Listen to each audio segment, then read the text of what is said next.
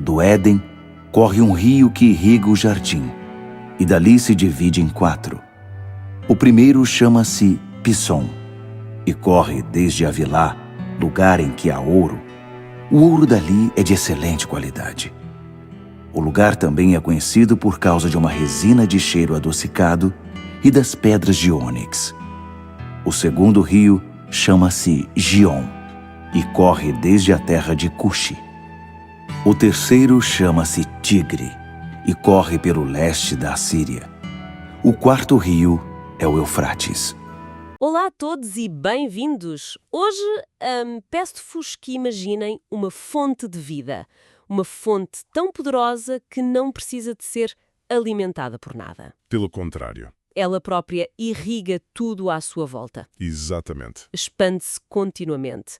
A nossa intuição diz-nos que a vida precisa de ser sustentada por algo exterior, certo?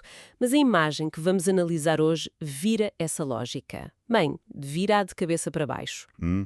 Vamos mergulhar numa passagem curta, mas incrivelmente densa, do livro de Gênesis, aquela que descreve o rio que nascia no Jardim do Éden. E as nossas fontes para esta conversa são uma análise teológica detalhada de Gênesis, capítulo 2, os versículos 10 a 14, e também algumas interpretações de obras clássicas que exploram estes temas, como Patriarcas e Profetas e o livro Educação. Exato. E a nossa missão hoje é tentar descodificar o que esta imagem antiga, a de um rio, nos revela sobre conceitos que, na verdade, ainda hoje nos inquietam. Conceitos como a provisão, a riqueza, até o nosso propósito, não é?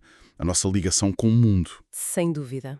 O que vamos descobrir, espero, é que esta não é apenas uma história sobre um jardim idílico. É um princípio fundamental, quase uma lei da física espiritual, sobre como a vida foi desenhada para fluir. Bem, vamos a isso então. Vamos direto ao texto.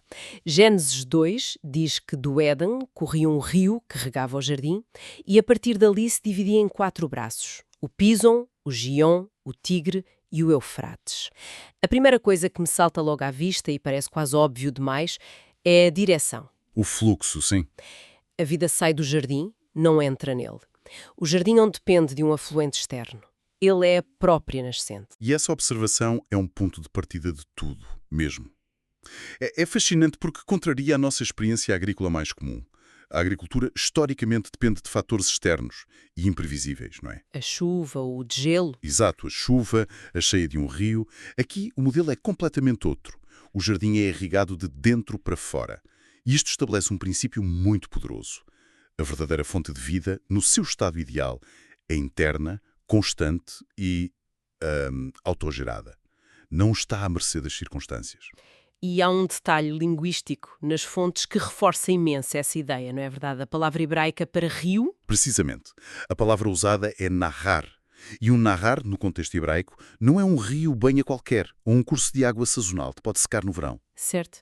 Refere-se a um rio perene, um fluxo contínuo e poderoso. A escolha da palavra é, sem dúvida, intencional. A mensagem é que a provisão que emana da presença de Deus não é instável. Não é sazonal. É contínua. É contínua. Como uma das nossas fontes resume de forma brilhante.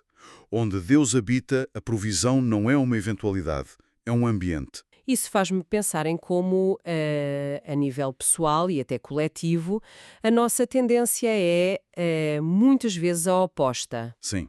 Passamos a vida a tentar acumular conhecimento, recursos, segurança, como se estivéssemos a encher um reservatório que tem medo da seca. Este modelo do Éden é radicalmente contraintuitivo. Completamente. E o que é ainda mais interessante é que esta imagem não é uma nota de rodapé isolada no início da Bíblia. Não, não é. É um padrão. Um padrão que atravessa toda a narrativa. É como um tema musical que reaparece em momentos cruciais. No Salmo 46, por exemplo, fala-se de um rio cujas correntes alegram a cidade de Deus. Mas a visão mais espetacular talvez seja a de Ezequiel 47. E vale a pena parar um momento em Ezequiel 47, porque o contexto ali é fundamental. Não estamos a falar de um jardim perfeito, pois não? Longe disso. O contexto é o exílio. Um tempo de desolação e perda para o povo de Israel. A visão de Ezequiel é sobre esperança e restauração. E de onde é que nasce o rio nessa visão? Nasce debaixo do templo. Exato. Do lugar simbólico da presença de Deus. E corre para o Oriente, em direção ao Mar Morto, que é talvez o lugar mais estéril e inóspito de toda a região. E o efeito é transformador. O texto diz que por onde o rio passa, tudo vive. As águas salgadas do Mar Morto tornam-se doces, cheias de peixes. E as margens, antes desérticas, cobrem-se de árvores de fruto. Isto reforça a ideia de Gênesis de uma forma ainda mais dramática. A vida que emana da presença divina não se limita a sustentar ambientes que já são perfeitos. A sua missão principal é fluir para os lugares quebrados, estéreis e mortos, e transformá-los. E claro, a imagem culmina em Apocalipse 22, com o rio d'água da vida a correr no centro da nova criação. O padrão é consistente. A presença de Deus gera uma vida que se move. Que cura, que sustenta e que expande. A vida verdadeira, neste modelo, não se acumula, ela flui. Esta ideia do fluxo para fora é um pilar. Mas o que realmente me surpreendeu nas fontes foi o que o texto diz sobre os destinos deste fluxo. Sim, Não se trata apenas de água a irrigar terra fértil. O texto faz questão de dar detalhes muito específicos, especialmente sobre o primeiro rio, o Pison. sim. E é aqui que a história ganha uma nova camada de profundidade. O texto diz que o rio Pison rodeia toda a terra de Avilá, onde há ouro. E não se fica por aí.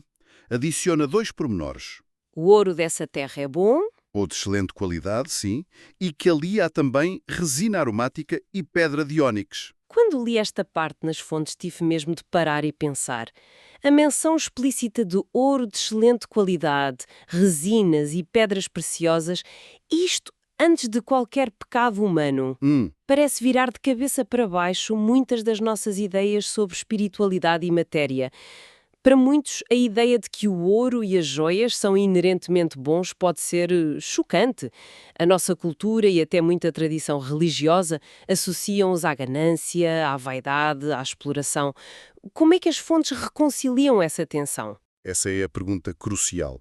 E a resposta que as fontes propõem é que o problema não está no o quê, mas no como e no para quê. A riqueza, no contexto do Éden, não é um objetivo em si. É um subproduto natural do rio da vida que flui da presença de Deus. O texto está a fazer uma afirmação teológica muito forte. A beleza, o valor, a abundância material não são um erro ou uma consequência da queda. Fazem parte do plano original e bom da criação.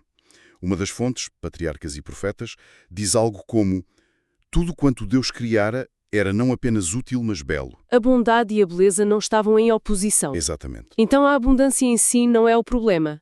A questão talvez seja a nossa relação com ela, quando a desligamos da sua fonte original.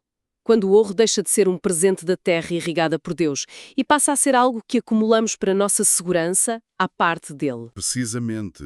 E a escolha destes materiais específicos é incrivelmente reveladora. Ouro, resinas aromáticas, pedras de ónix. Se avançarmos na narrativa bíblica, para onde são canalizados estes mesmos materiais? São os materiais exatos que são pedidos mais tarde para a construção do tabernáculo no deserto e depois do templo. Exato. O ouro para revestir a Arca da Aliança, as resinas para o incenso sagrado, as pedras de ónix para as vestes do sumo sacerdote. Que ligação fascinante. Quer dizer, o texto está a insinuar que os materiais para a adoração e para a construção de um espaço sagrado já estavam presentes no mundo desde o início. Sim, que a criação nasce já com um potencial sagrado, com um profundo significado espiritual. Uau! É por isso que podemos falar de uma fertilidade civilizacional, um termo que uma das fontes utiliza. A vida que o rio transporta não é apenas biológica. Vamos tentar tornar isso mais concreto. Quando falamos de fertilidade civilizacional, não estamos a falar só de agricultura. Não de todo. Estamos a falar da matéria-prima para a arte, como a joalharia, para a arquitetura sagrada, para o comércio com as resinas aromáticas, que eram valiosíssimas, para o culto com o incenso, basicamente os alicerces para a construção de uma cultura rica, bela e com propósito. É isso mesmo. Onde a água da vida chega, a vida floresce em todas as suas dimensões. Económica, cultural, espiritual. Há potencial para construir, para criar beleza, para atribuir valor, para adorar. A criação não é um palco vazio, é um tesouro à espera de ser descoberto e bem administrado. E isto leva-nos à terceira grande ideia, que redefine a nossa imagem do próprio Éden. Muitas vezes pensamos nele como um refúgio isolado, uma espécie de bolha perfeita, não é? Sim, essa é a imagem comum. Mas o texto parece combater ativamente essa ideia ao mencionar lugares geográficos conhecidos na antiguidade como Cush, a Etiópia ou Núbia, e a Assíria, por onde corriam os rios Gion e Tigre. É interessante que o autor queira deliberadamente combater a ideia de que isto é apenas um mito etéreo sem ligação ao nosso mundo. Sem dúvida. Essa ligação ao mundo real é intencional. O Éden não é apresentado como um sistema fechado. Funciona como uma origem, um epicentro, não como um destino final isolado. O rio nasce ali, mas, como o texto faz questão de sublinhar, não termina ali. Ele divide-se e espalha-se. E isto redefine completamente a vocação humana original. Certo. Não se tratava apenas de guardar um lugar perfeito e ficar fechado nele. A tarefa implícita era participar ativamente na expansão da ordem, da beleza e da fertilidade do jardim para além das suas fronteiras iniciais. Isso muda completamente a ideia de santidade. Frequentemente, a santidade é vista como uma separação para se proteger do mundo, para não se contaminar. A imagem de um mosteiro no topo de uma montanha. Exato. Mas este modelo sugere o oposto, uma conexão para servir o mundo. Precisamente, o espaço de comunhão íntima com o divino não exclui o mundo. Pelo contrário, a sua razão de ser é nutri-lo. A presença de Deus no centro do jardim gera responsabilidade histórica e geográfica. Uma das nossas fontes resume isto de forma muito poderosa. Onde há vida, há chamado. Onde há bênção, há envio. O Éden não era um abrigo para uma fuga do mundo. Era o quartel-general de uma missão no mundo. E esse princípio parece ecoar ao longo de toda a história bíblica, não é? Deus não chama as pessoas para retiros permanentes. Chama Abraão na sua terra para que, através dele, todas as famílias da terra sejam abençoadas. Chama Moisés no deserto para libertar um povo e dar-lhe uma missão. Chama os discípulos não para ficarem a olhar para o céu, mas para irem por todo o mundo. É um padrão recorrente e inegável. A comunhão íntima gera uma missão expansiva. O lugar da bênção torna-se a fonte de bênção para outros. O jardim não era um fim em si mesmo, era um motor de um projeto muito maior. O projeto de jardinizar o resto do mundo, de levar a ordem e a beleza do centro para a periferia. O sagrado não foi feito para se isolar do secular, mas para o santificar. Bem, vamos então recapitular as ideias-chave desta nossa análise, que são bastante transformadoras. Primeiro, a vida genuína, no seu modelo original, foi desenhada para fluir para fora. A sua natureza não é acumular, mas irradiar. É generosa e expansiva por definição. Exato. Segundo, a provisão que vem desta fonte original é constante e interna. Não é instável, nem depende de fatores externos e imprevisíveis.